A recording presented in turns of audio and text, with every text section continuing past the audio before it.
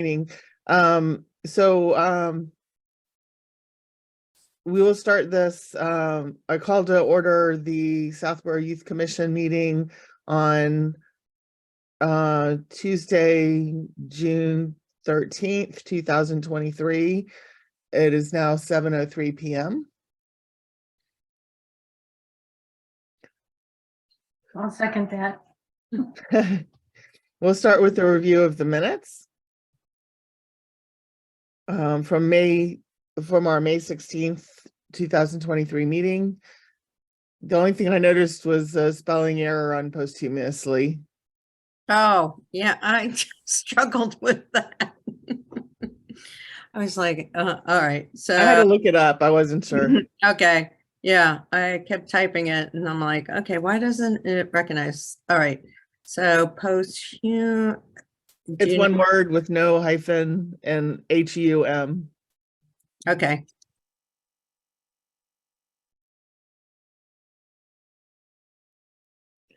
Were there any other comments or edits to the meeting minutes? I don't have any. All right, do I have a motion? I move to approve the minutes of our May 16th, 2023 meeting. Is there a second for that? Okay. So roll call vote. Karen Ingham, Yes. Sarah Micas, Yes. Susan Byer, Yes. Lauren Ritchie, yes.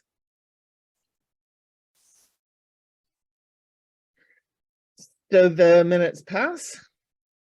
Well, on to the director's report, Sarah.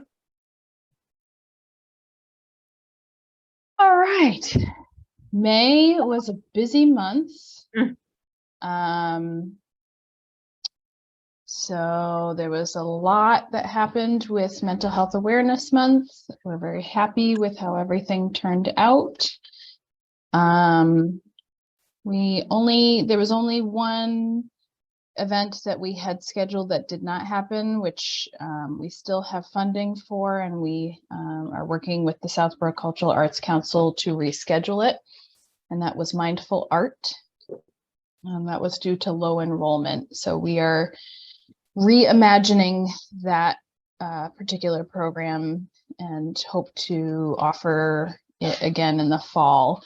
Our thinking around that is we know how popular social events are that include crafting of some kind. And so we are thinking, actually, we were torn between doing something that was sort of a brunchy feel.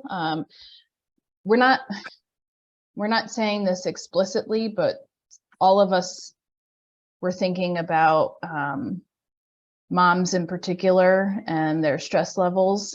Just talking with lots of adult women. Doesn't have to be somebody who's a mom, but it was just a particular population that came to mind. And it also doesn't need to be women, but that was the population that came to mind in terms of partaking in that kind of an event. And we were torn between doing something on a Sunday morning brunch type of feel or a Friday night pizza and painting kind of event. But I think the idea is that we might make it a little bit more of a social atmosphere, a little bit more lively, hopefully encourage people to bring friends, be more targeting. We had a really broad range of folks that we invited to attend that program. It was ages 14 and up.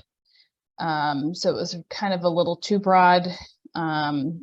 But anyway, we're hoping to put out a survey to the Southborough Working Moms Facebook page and the Southborough Share and Care page to see what people might be more attracted to. But we would still have Kim Welch come, who's the art therapist. She would still sort of facilitate the project and add in some mindfulness practice, but that there would be a lot of room for socializing and just relaxing while doing some some crafting. So that's our thought right now. But otherwise, everything else that we offered was successful. We were really happy with how Celebrate Wellness came together, despite the fact that at around 10 in the morning, Shannon, Christina, and I were feverishly watching YouTube videos to try to understand how those art display grids went together. Because we were given these big giant art grids with a big Ziploc bag of hardware, and that was it. There were no instructions. And there was nobody for us to get a hold of who knew how these went together, because they were kind of new to the Cultural Arts Council also. But we figured it out. It was a good team building exercise. And we were just so pleased with how that evening went. And everything else during the month of May, really. Let's see. What else do I want to mention to you? I think anything else that I would want to mention to you is probably its own separate agenda item tonight. So I don't know if there's any questions in particular.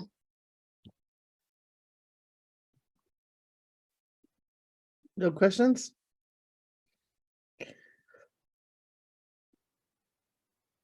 All right, did you want to talk more about the director's report? And Sure. So we're gearing up to the end of the fiscal year we're currently in, and starting FY24.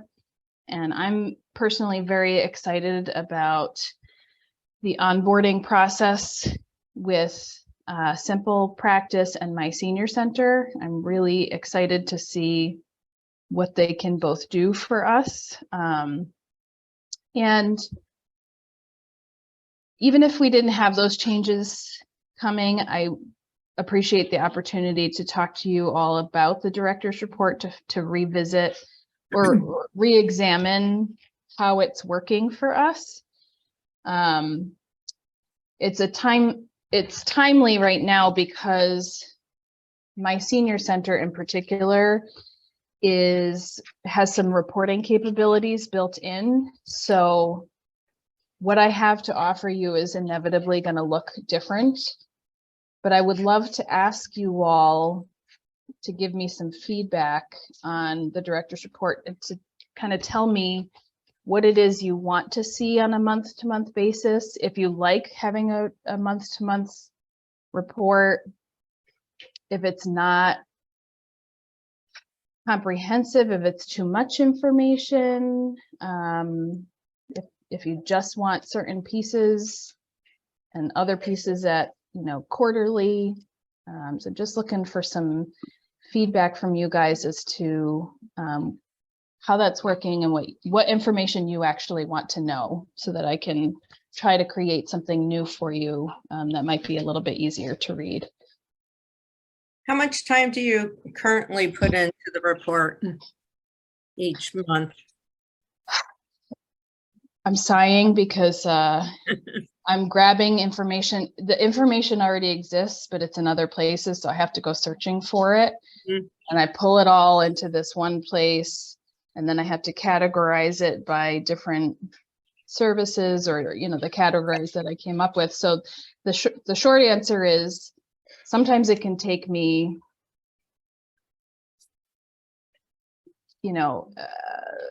4 hours if I have various things going on. Mm-hmm. Also. It's a lot of work. I'll tell you what I actually do is I go look through my calendar, everything that we did in the last month. I put it all down on paper. All the staff are doing the same thing. They're looking at their calendars. Then I go into my inbox and I look through every email that I sent in the last month to try to capture. I follow up on a lot of loose ends this way. But I go back and I look at all of my emails in my inbox and in my sent email to really try to capture what was it that I worked on this month and put it into, a bigger theme. And then once everybody's done that, then we put it into a report. But the stats, you know, that's fairly easy. We're not exactly happy with the way things are categorized there, so we're hoping that that will get cleaned up a little bit.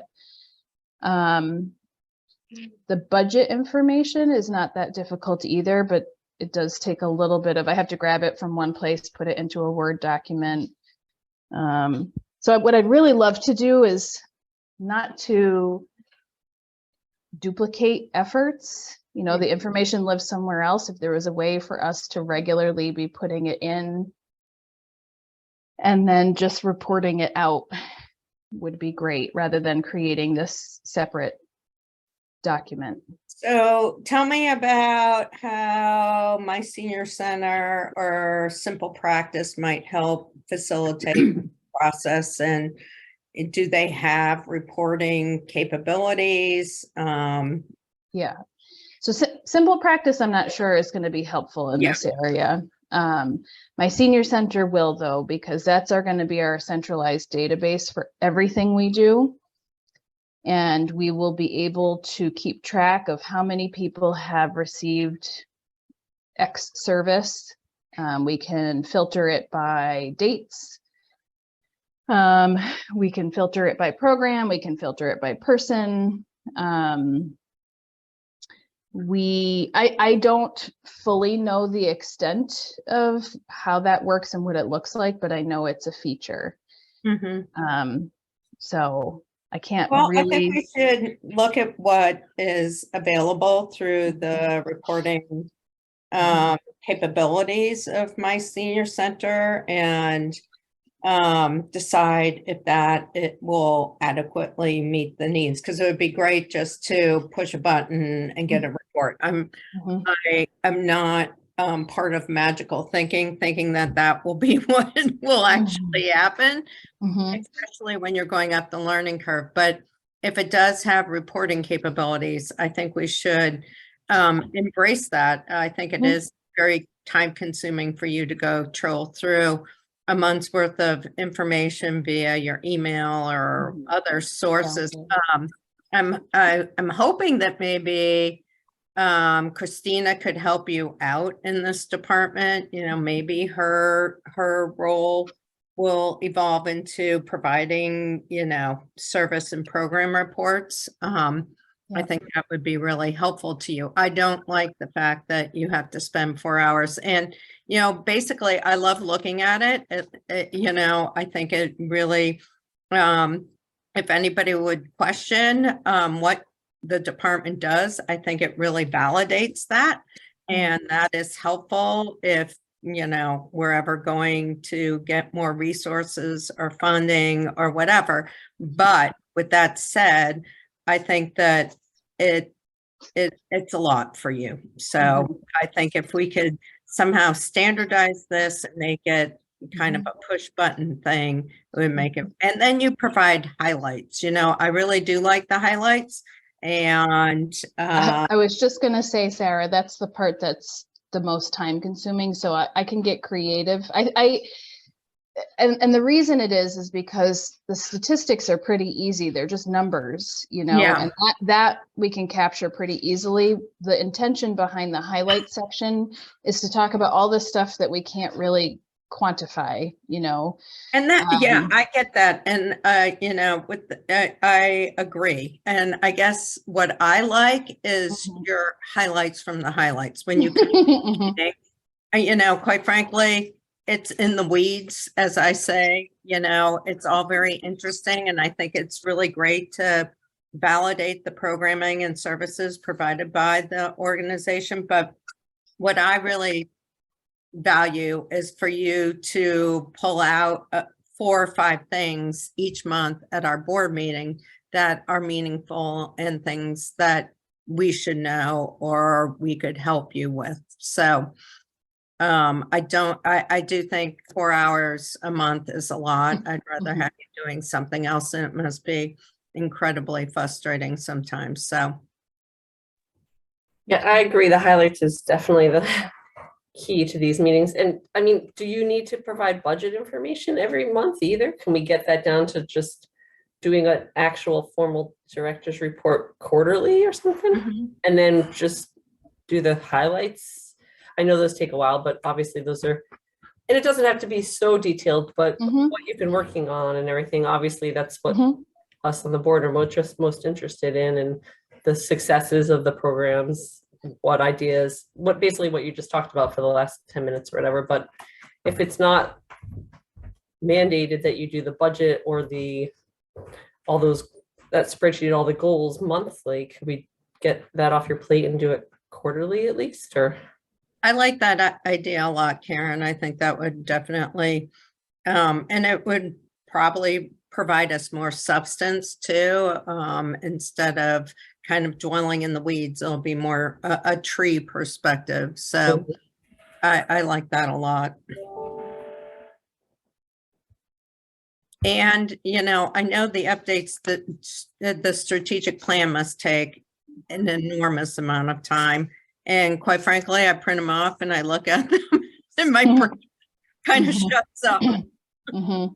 And I'd rather have you just say, these are the 5 things we've done regarding the strategic report. I don't need to see it in writing unless that's helpful to you to help manage the process. So.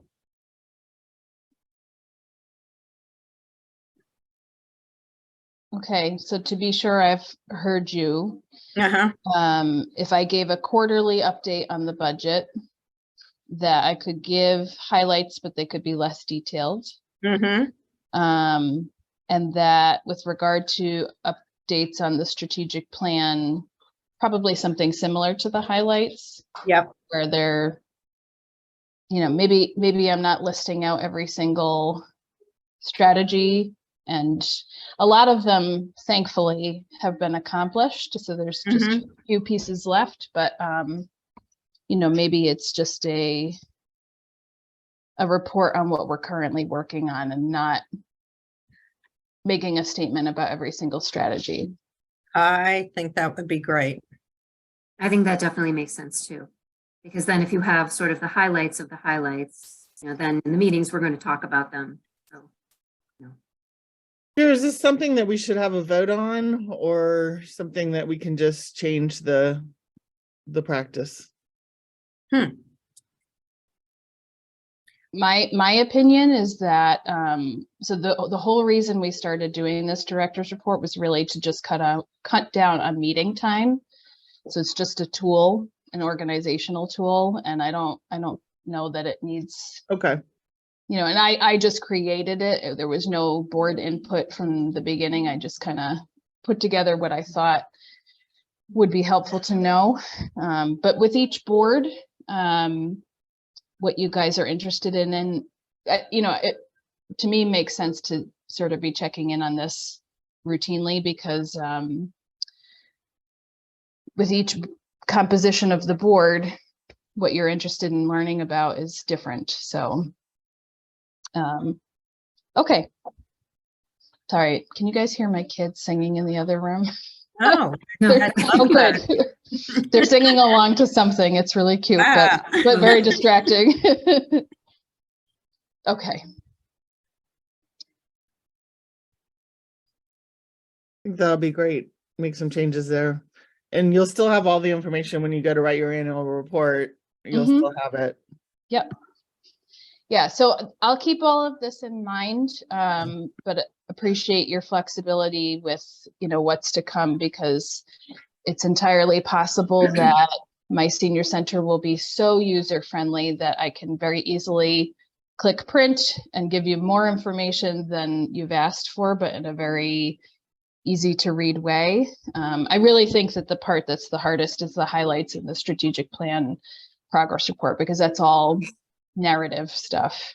So I'll try to be mindful of that piece and cut down on it, and just give the general information in the board meetings.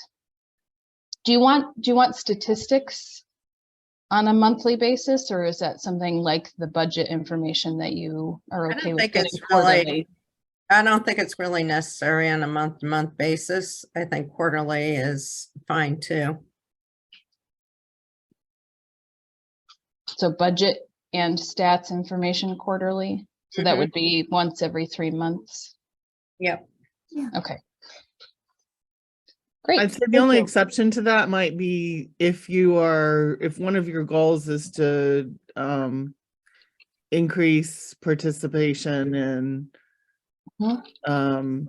some of the programming, it might be good to have some Sure. of those stats. Sure. I would also say towards the end of the fiscal year, a more frequent budget update might be needed also, because that's kind of where we're at right now, is that we've got X number of dollars left, and every week we're constantly balancing what's left with what we still have to pay for. So, but perhaps this will be sufficient. We shall see. Okay. And by budget, did you also mean the donation account or? Yes, so so there's a sheet in the director's report currently that says operating budget and donation account funds, what's there, what came in, what went out. I think obviously, so the way it works right now is that if we have an expense that we want to use donation account funds for, and it's, Lauren, I hope I'm getting this right, if it's under $100, we can ask Lauren and she can give approval. If it's over 100, we have to bring it to the board. Is that your recollection? I know we have a policy written on this. Was somewhere. it 250? Oh, it might be 250. Okay. So, but obviously, if there's something that I need board approval for, I would give you more information about what's currently in the donation account as part of the conversation. Okay, that sounds good. Any other comments on that? Do you have any other questions, Sarah, for us? I do not. Okay. I might ask you your opinion again. I might try out a few things and ask your opinion along the way. Sounds good. Well, when does my senior center become usable for you? Well, we don't have access till the funds until July 1st. Okay. So then we'll have to do some processing through accounting, which typically takes a couple of weeks. And then all of the staff will go through a training process with their staff to set it up. And then I imagine we're going to be playing around with it for a while to become familiar. So I anticipate, by the end of the summer, hopefully we will be using this completely in our operating system by the end of the summer. But Okay. it'll take a little bit of time. Maybe for the next quarter's director's report. Okay. Yeah. All right. We'll go ahead and move to the Youth Commission membership. Different things involving that. First on the list is elections. Last month we had nominations, and I was nominated for chair, Karen Ingram for vice chair, and Sarah Mikas for secretary. I think what we did last time is we need a roll call vote, but you might be able to just have a motion to accept that plate of officer nominations and then have a roll call vote on that. So I'll take a motion, or we do it separately, whatever you'd like to do. I don't know that there's one correct way to do it.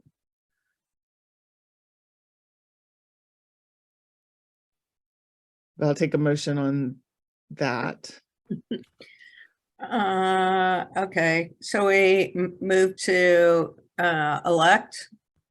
Is that Yes. okay? I make a motion to elect Lauren Ritchie as chair of the Southborough Youth Commission. So do them separately. I Okay. think we do them separately. Yeah. Okay. Second. I second that. So roll call vote. Karen Ingram, Yes. Sarah Micus, Yes.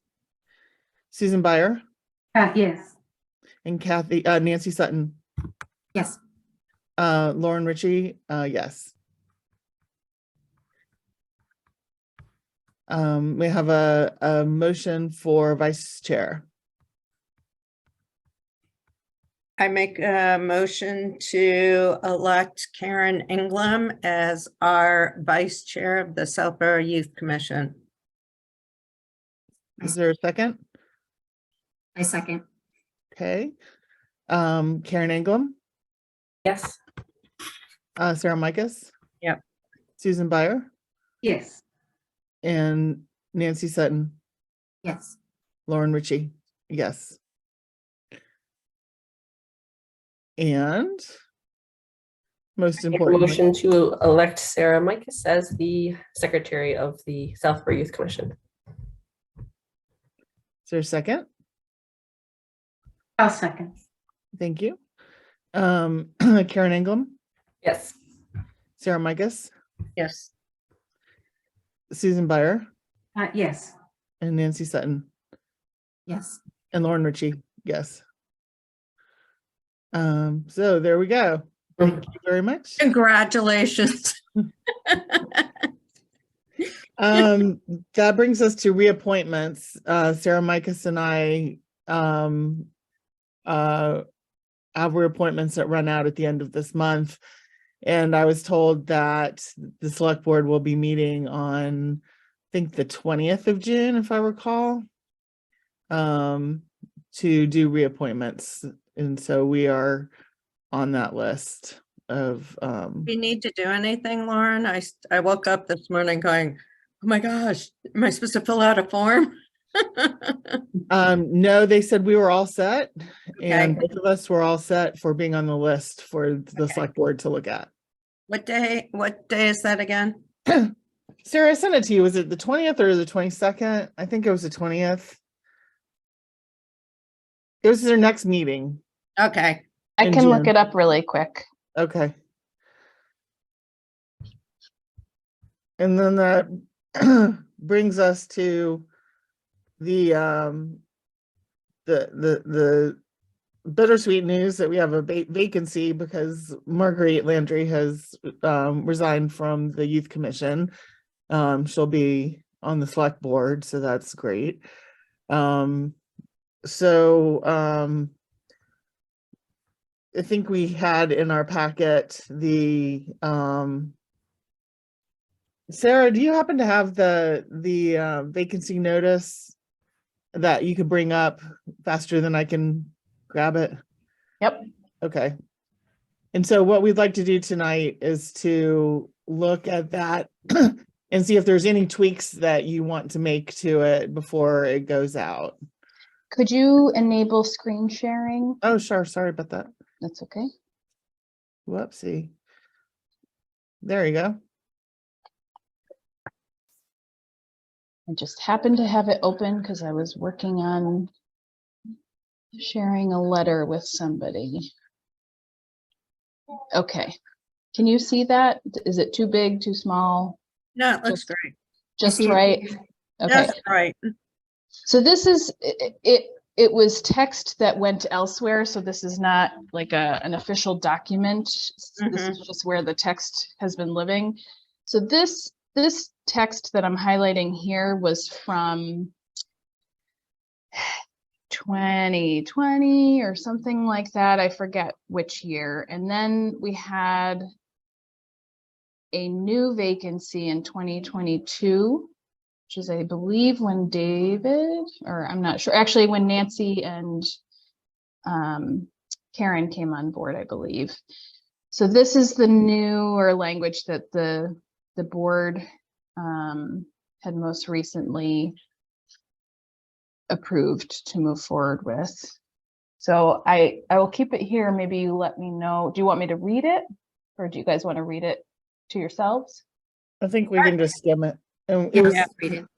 I reviewed it. I thought it was very descriptive and thorough about what the responsibilities would be. I I thought it was great, actually. I wish this was here when I joined the board. I would have known what I was. And yet you're still here, Sarah. I know. I We got know. you I can't- anyway. I That's can't good. leave. The select board Anybody- is, the select board is the first and the third Tuesday of every month, so the 20th is the third. Okay, Thank you. Thank Karen. At 6:30. I abandoned that duty. No, you had Sorry. something else to pull up. Thank you. Does anybody need me to scroll down to you read can scroll on? down just a little bit. Yeah, Finish it off. I'm good with it, but I know that Nancy and Karen hadn't had a chance to weigh in on it since they were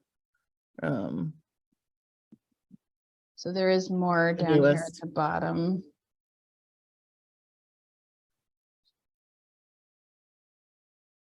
Should we put something that you have to go in front of the select board? That's new.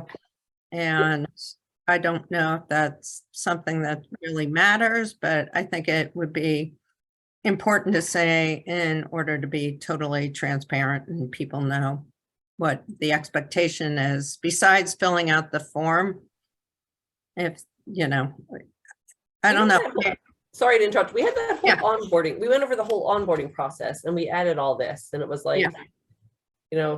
I think I was just going to comment on that I think one of the things that happens after somebody sees this post is that they contact the chair of the youth commission, in this case Lauren, and set up a meeting, in which point Lauren explains a little more in detail about what happens. So we could put it in there, or it could be part of the onboarding process. I don't Okay. think it's necessary to put it. yeah, I In think my it's fine. opinion, just simple, keep this as is. And then we all went through that whole onboarding process where it was like you meet with Lauren and then Lauren has you meet with Sarah and then she gives you so we kind of flushed that out. I think that was good. We went through all that and Because I think also, making this initial contact isn't a commitment. So, Right. still an opportunity for everything to be explained before you commit to it. Mhm. Do you think But that it was adequately explained to me. these qualifications that you have down at the bottom, do you think that they might be a little bit, I don't know, they might discourage some people from applying? Because- Well, this is just people who would strongly be considered. I will tell you, in the history of my time in this department, we have never, not once, had anybody who works in the mental health field on the board. I think it would be a really valuable asset. Not saying at all that we would not. We have been incredibly blessed to have so many very qualified and passionate, committed people with a lot to offer. I do think this is not to say this is exclusive. It's just that we are trying to convey that it would be helpful, and we can change the language if you think that would be helpful. But it does say down here, all applicants will be considered. Well, yes. So it's really just trying to, actually, that's one of the strategies in the strategic plan, is to be recruiting specific skill sets for the board. That was one of the strategies that the youth commission at the time came up with. But certainly if you want to change the language on that, we can. I don't know what you would change it to, but Mhm. I just look at it and I'm like, well, it just kind of, some people might feel like they won't qualify, or they apply for it because they don't think they're capable of Mhm. doing these things. I mean, I don't know how else it could be worded, but Mhm. Mhm.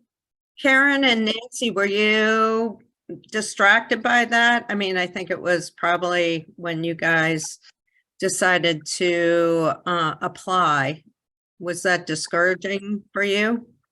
To be honest with you, I'm not sure I noticed it. Because the thing that struck me more was Lauren's email.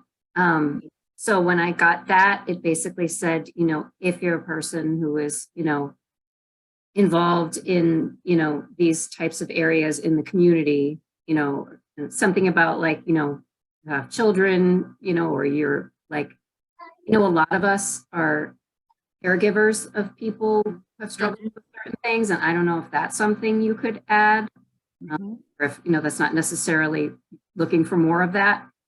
But yet, no, I mean, I wasn't discouraged by it, but And I also had a unique case because I was talking with Sue Butka and she actually just told me, "Oh, we're needing somebody." And so it was kind of, and then like, she was like, no, Yeah. you're perfect. And I was like, okay. So like, she kind of just was like, here, I'm leaving. Why don't you go? So it was kind of Mhm. like nice that she kind of just assured me that it would be okay. But I'm reading this, I have to tell you honestly, I would be discouraged or yeah, because I'd be like, oh shoot, I don't, you know, I want to help, but I don't have this. So I don't know if you say candidates with one or more of the following is desired, but Not not required. not required. required, Or something. Yeah. Strongly considered, I think it's kind of to, you know, Susan's point that it kind of makes it sound like others will not. Yeah. Candidates with one or the, but not required. I like that language just because it doesn't prevent someone from Mhm. trying to volunteer and Mhm. Is there anything else, you know, that you want me to add to Nancy's point, you know? Well, I think that, you know, community members that are passionate about, you know, supporting these kind of programming would just be, you know, because I think that's where we're all coming from. And I think we have a lot of value to add because we've, you know, we're either working with teens or seniors or people who have mental health issues or preschoolers or whatever. And I think that perspective, you know, like that passion to build a community that is supportive of mental health issues or social services or whatever. I don't know if, I think most people who would apply would have a passion for that, but Yeah. I don't know if we need to specifically say it, but I think that would be more of a catch-all than people feeling like they have to have a specific degree or career that focuses on these things. Cause I think, you Yeah. know, Just to draw a comparison, and I hope this in no way is discouraging or offensive in any way, but I'm drawing a comparison to like the IT department. Their entire board is made up of people who work in the IT field.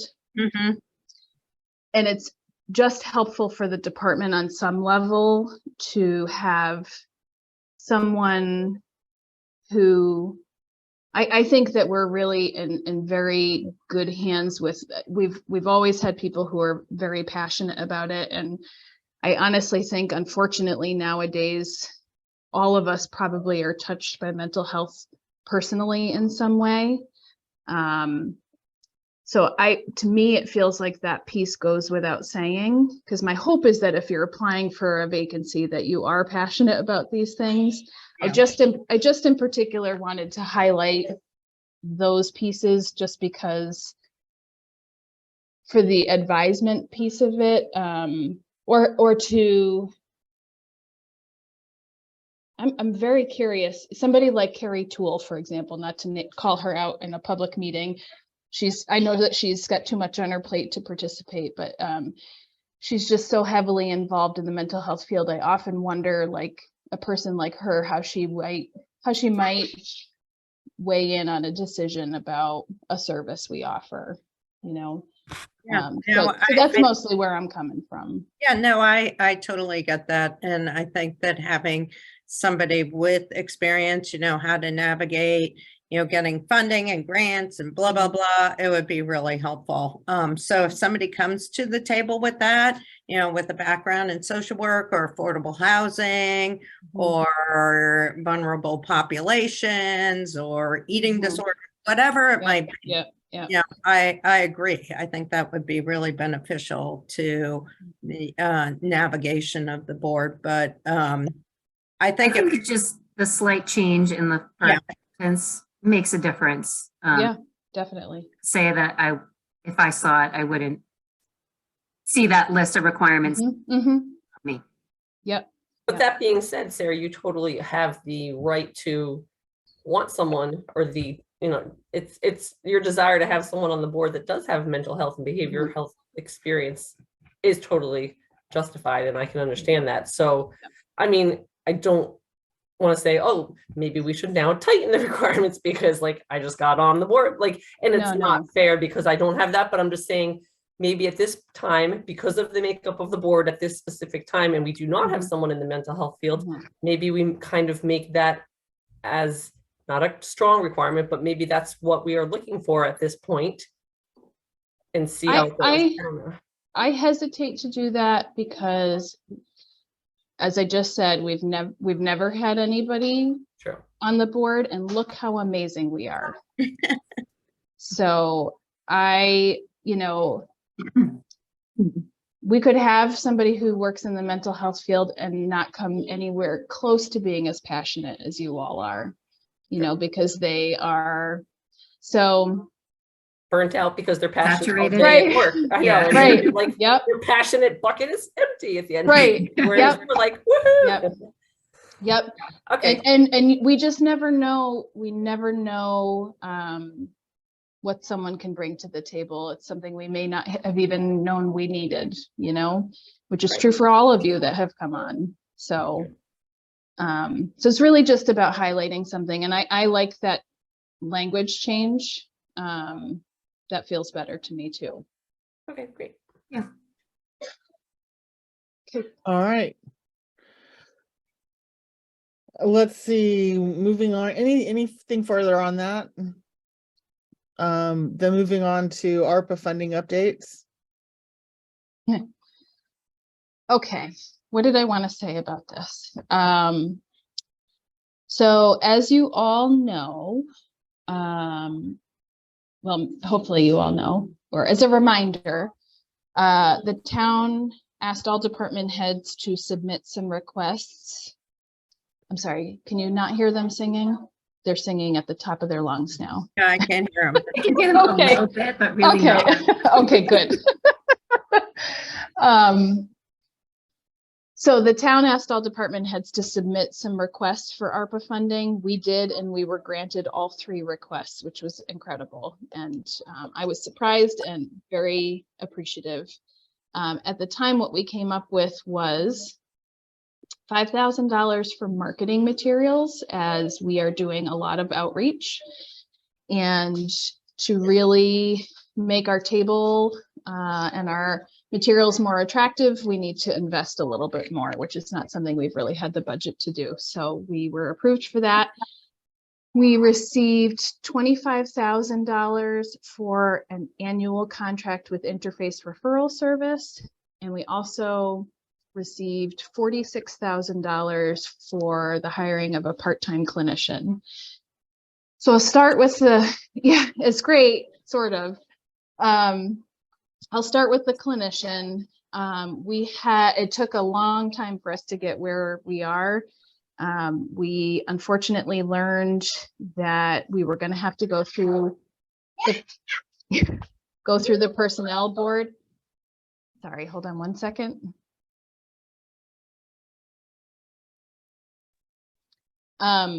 We were going to have to go through the personnel board to have the job description approved and have it put into the salary administration plan, even though the funding was coming from ARPA and not the town's budget. That delayed things pretty significantly, and it wasn't until April that we were finally able to post the position. As of now, we have had 0 applicants for this position. And to be honest with you, I'm not surprised. That's because I know a lot of my colleagues in other communities have had positions posted much longer than us. I'll use Westborough as an example. Their director position has been vacant for quite some time. And that is a full-time position with benefits, and they have had trouble filling that. So a part-time position that's only 18 months long and we have to use the funding, anything to do with personnel. The funding has to be spent by December 31st of 2024. So really, we're looking at an 18-month position. It's a really hard sell. I reached out to every college and university in the area that has a mental health counseling program, because there's a lot of students coming out of programs that this might be a good fit for. And to no avail. So we're still working on it, but I did have a conversation with the assistant town administrator, Vanessa Hale, about what some other options might be should we not be able to fund this because, or hire for this, because I would hate to miss another opportunity to use these funds in some other way, because the funds will still need to be spent down by a certain point.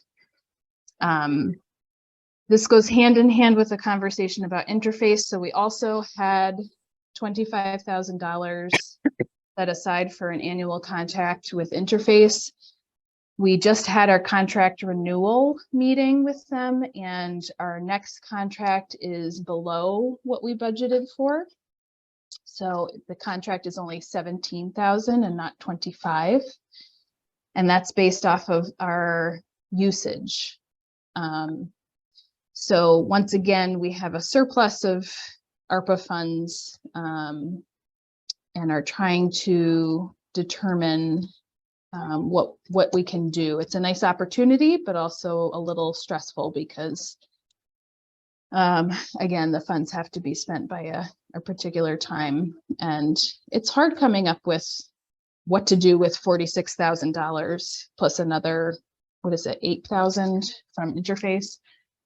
So this is kind of an FYI / an opportunity if any of you, I mean, we do have some prospects. I have to follow up on this conversation, but the timing might work out that we can squeak out another year of Interface after FY24. So we could actually get 2 years of Interface out of ARPA funding. It still won't take care of all of the funds that we have.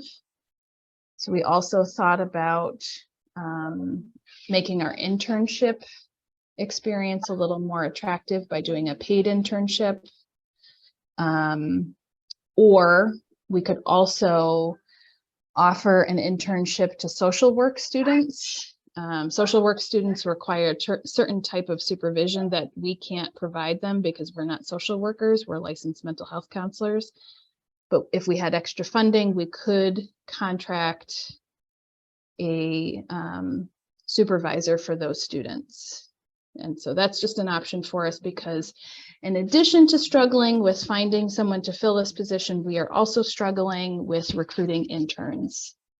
I don't know what's going on out there, but in the 15 years I've been in the town, we have always had an intern. This is the first year we have no interns coming in the fall as of now. I can give you some feedback on that because my daughter is out there applying for internships. She applied to 12. She got accepted to all of them. They're highly competitive, and people are paying. I think it's unreasonable to expect somebody who is paying for college. And I mean, obviously they're getting work experience and some mentoring, but how do people live without being paid for their work, and they're expected to work 20 or 30 hours a week? So most of these are converting over to being paid. Now, not a lot. It's a stipend or minimum wage, but it pays for their gas and other expenses, basically. So I think it's very competitive out there. And I think we need to, as a board, think about, the role of the intern. I love the fact that Sarah's willing to provide mentorship, but I think the reality is out there in the marketplace that these people are being paid at this point in time. So that's just my thought. You know, it's crazy out there, and I don't have any words of wisdom except that maybe I am very supportive of using some of these ARPA funds to pay a couple internships. That's my thought. The problem, it's a solution, but it's a temporary solution. Yes. I don't expect that the town will, after this, be willing to, although maybe, because it's not a full-time employee with benefits, it's quite different. But we've come to depend tremendously on having interns. Megan and I are frankly feeling pretty nervous about the fall. We have never been without at least one intern. Yeah. So I get it. yeah, but the interesting thing though is that we've never paid, and most YFS departments have interns regularly and also don't pay and have never had any issue. In fact, we hardly do anything when it comes to recruiting graduate level interns. They often come to us. Yeah. It's a competitive internship. Yeah. So this year, I'm not entirely sure. I do think that there's higher levels of competition. I also wonder, you know, about, I don't know if, I'm not sure. There's a lot of different things. I definitely have insight as to why we're struggling with hiring, for sure. So, I feel your pain, and I think it's something we should discuss. You know, I've been thinking about this a lot, and perhaps we need to put it as an agenda item and something that we need to, you know, maybe include in our budget going forward, because I think to be competitive out there, we're going to need to perhaps consider a stipend for these professionals. So just a thought.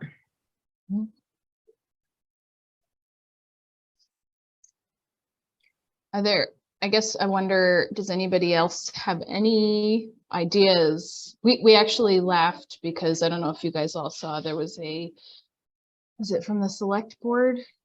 The pergola or the gazebo that's out front of the old, they were trying to offload that. And I was like, guys, should we buy a gazebo? I don't know what we would do with it, but ARPA funds? I don't know. But does anybody have any ideas in addition to what's been discussed? I know you have a good working relationship with Framingham University. We might need to, you know, see if any of us have any leverage or we know anybody in these academic facilities. You know, I could, you know, my thought is right now is to ask Zoe.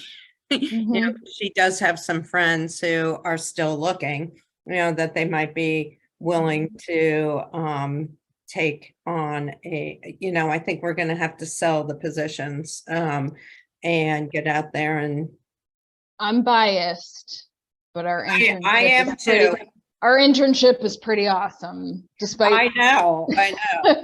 but no, yeah, I like that idea. I spent 2 whole days reaching out to various colleges, filling out paperwork to be an internship site. So we are in there with all of the colleges that have a counseling or social work program. It's whether or not we have a personal connection with them. So there's that added piece. If you have someone that helps at this stage in the game, I feel, I mean, I'm happy, not for the students, but I'm happy to hear that there's still some students looking.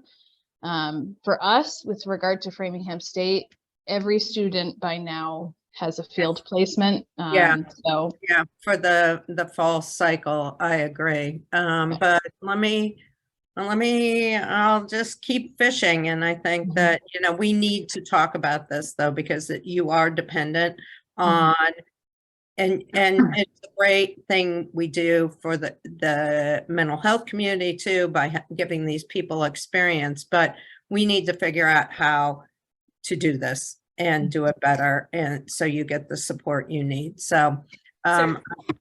Sorry. Go ahead. No, go ahead.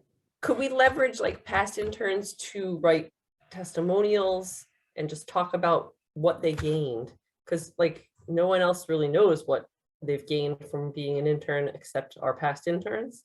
Mhm. So I don't know if there's a way, if it would even help, or have you done in-person college? Like, is there fairs? Is there places that, I mean, I know it's a huge time commitment, but Mhm. you're so engaging, and when you talk to someone in person, I think you could Mhm. have a lot more impact and a lot more Yeah, than we just, did do that for a while. The challenge is that we have one, maybe two internship opportunities. So when we tell colleges that, they often say, I'm okay, not sure you're an appropriate fit for our fair then. okay, gotcha. We have a personal, Megan and I both were interns in the department before we were hired. I started as an intern, and so we are very welcome at Framingham University for that reason, because we have a long-standing relationship with them, and have been a competitive internship site with their students, and they usually have small cohorts of graduate level students looking. But going to like UMass Boston, for example, to go all the way out there and set up a table with all of our stuff, only to have one opportunity. They often shy away from inviting us to those things, Gotcha. but well, we can certainly, again, so that the agenda item was ARPA funds.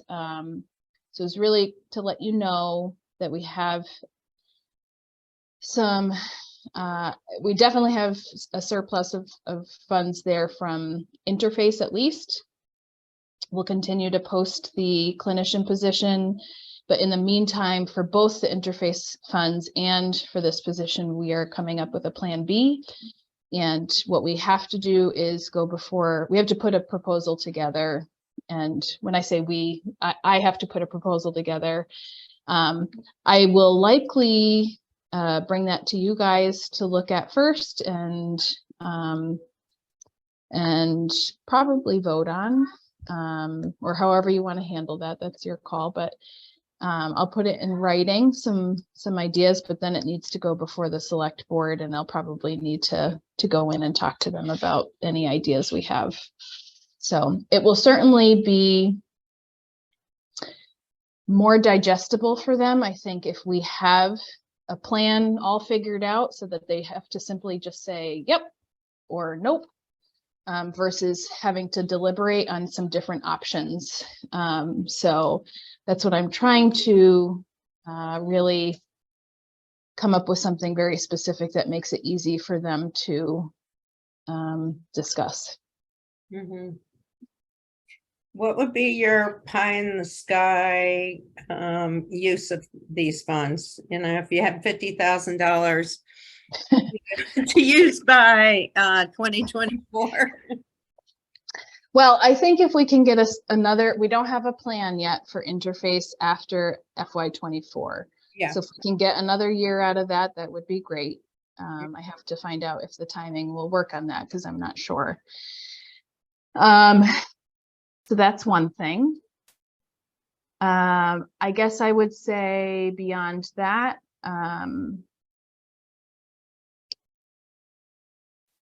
I actually would love the prospect of having a social work student. We have a whole category of services that, I'm sorry to say, sort of are in no man's land. I take them on, but there are need-based services, and they really are much more appropriate for a social work student. So that is managing all of our need-based services. So it used to be, if you've followed the journey of these services. These started off as under Shannon's job description for quite some time. And then when we brought Christina on board, Christina was trained on doing these services and was doing them, they're very, like the emergency fund, or that's not a good example, camp scholarships. It's a very heavy logistical challenge because you're matching weeks of camp with what people are requesting. So there's a lot of paperwork and matching and administrative tasks. So Christina was managing a lot of that. Over time, it became clear that it wasn't appropriate for her to be single-handedly managing that because there were some bigger decisions and she wasn't being compensated for the level of work that was involved. So it has now come back to me. And I just would love to see, you know, I have dreamed of having a part-time social worker in the department to manage the case management type of work, the need-based social services type of work, not as much counseling, but somebody with a mental health background who can help people with connecting them with resources and helping them get their needs met. So that was a long-winded answer, but that would be an interesting opportunity if we were able to bring, I do think that if we had a social work intern for the year, I do think it's the kind of thing that an intern would work okay for. I don't know, you know, I'd be interested in piloting that first. I don't know if we need to hire a part-time social worker who does the work year after year. Could you use the ARPA funds to give that a trial and hire? Yeah, possibly. Yeah. I think that's an interesting thought. Okay. Well, I guess to be continued. I'll continue to work on. I'll be sitting on pins and needles. Okay. Waiting.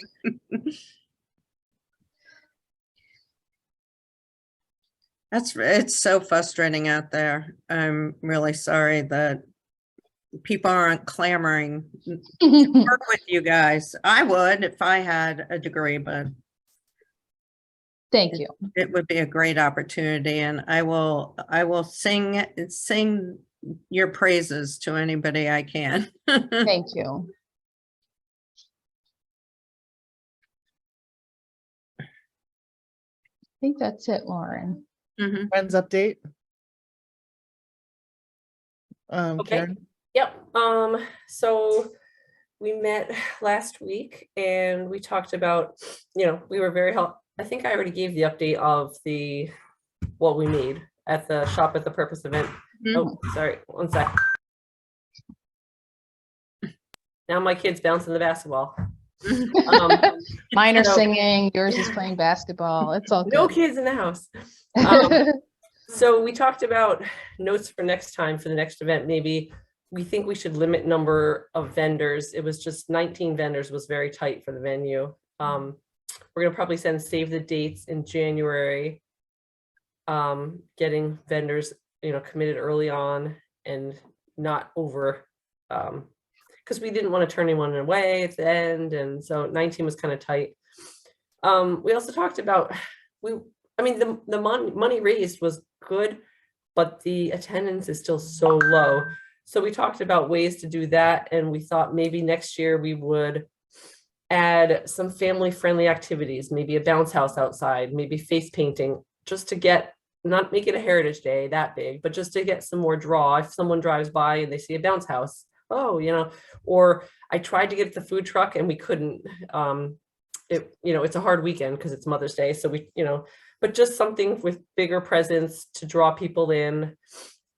We also talked about maybe doing pairing with maybe Southborough Village Preschool, and maybe during the event having like a little 15-minute craft, so the kids could come in, the parents could walk around, do their shopping or whatever, and the kids could make a craft with maybe one of the Southborough Village Preschool teachers, or some or maybe high school or middle school students that want some volunteer hours. So I think we love this event, but it needs to be more. It needs to be more engaging, more interactive. So we're definitely going to try to drive that next year to get it a lot more community involvement.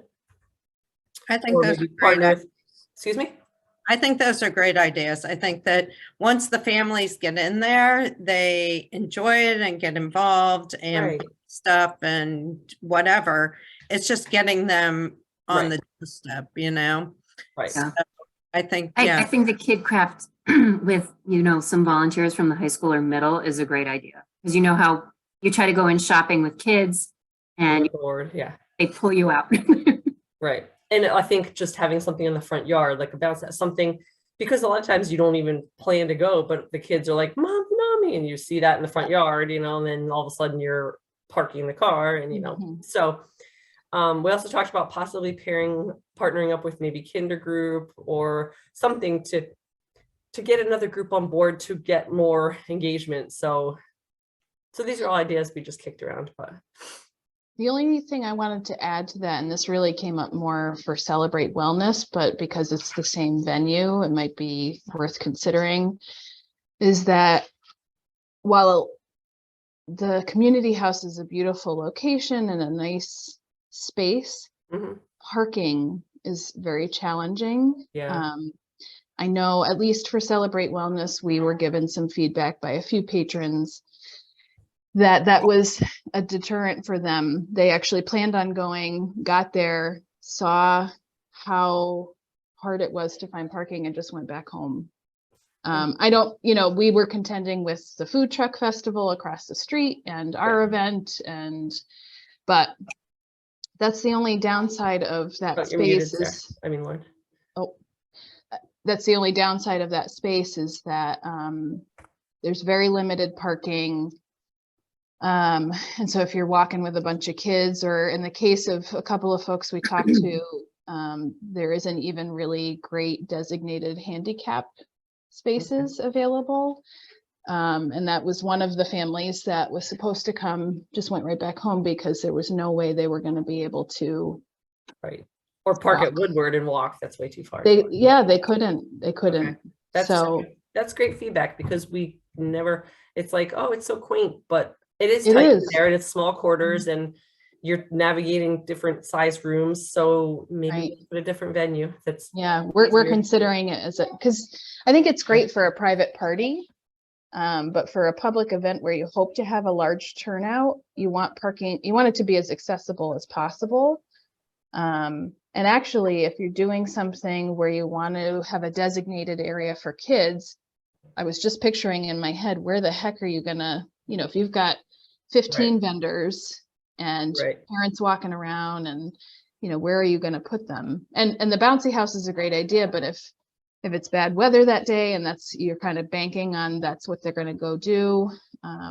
But I was just Maybe- picturing like the cafeteria of a school or I was just gonna something. say maybe a school, because then it's Yeah. like You indoor have a gym classroom. Yep. indoor yep. gym games if the Yeah. weather's horrible and kids can play Mhm. there, like Mhm. kind of like family game night. but- Yep. So Yeah, I was gonna say, if you could get So Woodward, well that would be great. attended. we had all the Better. parking in the world for that. But I yeah. unfortunately have to leave the meeting. Okay. We will still have quorum. You still have enough people? Okay. Right. Sorry to Thank Hi, you. interrupt. Nancy. Goodbye. Okay, Bye. so those are all ideas we kicked around. I love that idea, Sarah. We'll talk about new location. Larger signs for intersections. We talked about, we have to advertise a lot more. One idea I had was for raffles. It ends up being like everyone on the board and anyone that it's at the event just ends up putting in, or the silent auctions, or putting in raffle things in the because you feel bad. So we thought maybe we could actually host like hashtag beauty say example is a salon. Why don't they gave $100 gift card or whatever. Why don't we have the bag and the raffle at the location? And so when you're checking out and someone's getting their hair done, oh, do you want to add $10 to your bill? And you could get raffle tickets and put it in, and you could win this at our event. So the patrons would be advertising our event, getting a lot more, raffle participants. So something like that, you know, for that, or for you know, like release spa, because you know, you're spending anyway and you might as well just add $10 to your thing. So we thought about different ways to maybe, you know, drum up more interest, more proceeds for the raffle and stuff like that. So Sounds good. yeah, I Great think those idea. are. Oh, and then I asked, that's the update, but then I got a, Kathy Cook provided an update on all our funds. So I don't know if you guys all know that, what we have in the balances. So I thought I would report those. The emergency fund has 14,350. Sarah, you ready? I just want to, because you're going to want these for the minutes. Yeah. Right? Okay. Okay. Winter Wishes and the camper ships. Mm-hmm. That is 2,469. And that includes all camper ships have been paid for this season. So that's, I guess, a surplus. Okay. that's great. 2,469, yep. And our unrestricted funds is 9,578.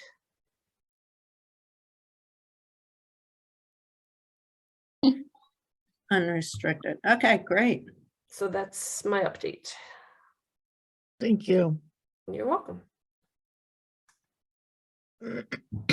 Any questions on Friends? And we are also recruiting because Sue Buck is leaving. It's just too much for her to come up from the Cape and everything like that. So we're down a couple. So we're gonna try. I have a couple ideas. So we wanted to get a couple new members on Friends this year as well, or for next year. If you would want me to post something at the preschool, we have a lot of young Sure. families, parents, people interested in participating, and they might not even know. So if you want to do a flyer or something, I can, or I'll send it out to my parents this summer. Yeah.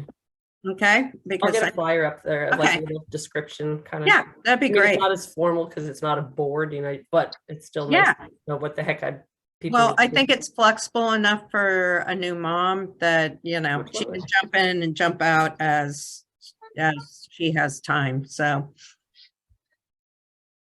Great idea. or a new dad. We have a lot of dads, stay-at-home dads I now. know. We don't have any men on the board. You're right. Or the Yeah. friends. I mean, I know. They can be a friend too. And then last is the summer meeting schedule. We're in June now. I don't foresee any issues with the July meeting for myself, but I don't know as we get into summer. August meeting, I already have a problem with myself, so I wanted to check in and see if people already know that they'll be missing meetings, if we should skip a meeting like we have done in the past for several summers. Otherwise, in August, we could move a meeting or keep the meeting in the same time and have Karen run it, facilitate it. it's August 8th. Yep. I'm Yeah, out. that sounds right. Yeah, Yeah. I'll be at the Jersey Shore that week too. So I wouldn't be unless- able to make that one either, so. oh, Yeah, I think I'll be gone in August myself. I didn't know, do you have to be in the state to Zoom too? I don't know. no. Like to be on the board, do you have to be in the state to Zoom? I don't think so, but I don't want to Zoom from vacation, so. No, I'm kind of with you. I'm up in the Yeah. woods in Michigan and Zooming isn't great. So maybe can we not have a board meeting in August? We'll just resume. That'll be our summer recess. Sounds good, as long as Sarah doesn't need anything from us as a vote or something. I can let you know if that's the case. I'll try to do that with as much advance notice as possible. We could always schedule something with Later. with enough notice for it to be posted. Yeah. The only other thing I'll mention is that a lot of our planning happens in the summer months. So long as you all are okay with coming back and us because we're going to have to move forward with making some plans. And I think that was a source of frustration for previous board members to not be in the loop on some things, because we do have to move forward with making plans. If you all are entrusting of us to, the fall tends to be a very heavy outreach season. So that's not to say that, all of that outreach would happen, but that rather we would be making plans of how, when, that sort of thing. So if that's okay with you all and you're okay with us making decisions and just kind of updating you after we get back, then. Sure. I'm also agreeable to moving it to the 15th. I could, and if you're not around, Lauren, I can definitely jump, like if we want to push it by a week too. I would be amenable to that too. I have no idea when I'm going to Michigan in August, but I could always Zoom if you needed me for a quorum. So, can we decide in July? Yes. All right. Yeah, we could on that decision. Okay, I was going to say we could postpone it, and if it's helpful in the meantime, I could ask Christina to touch base with everybody to find out their availability for August. That's a good idea. So that when we come together in June, no, we're in June.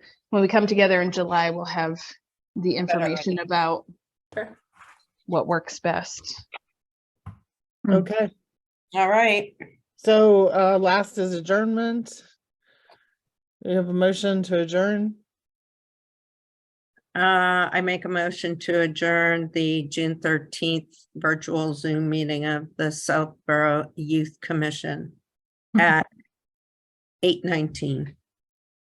I'll second it. Karen Anglem, Aye. Sarah Micas. Aye. Susan Byer, Yes, aye. Lauren Oh, I don't Ritchie. know. Aye. So we are adjourned. Okay, Thank you. see you all soon. All Right. right. Have a great week. Good night. You too. Bye. Bye. night. Take care, everybody.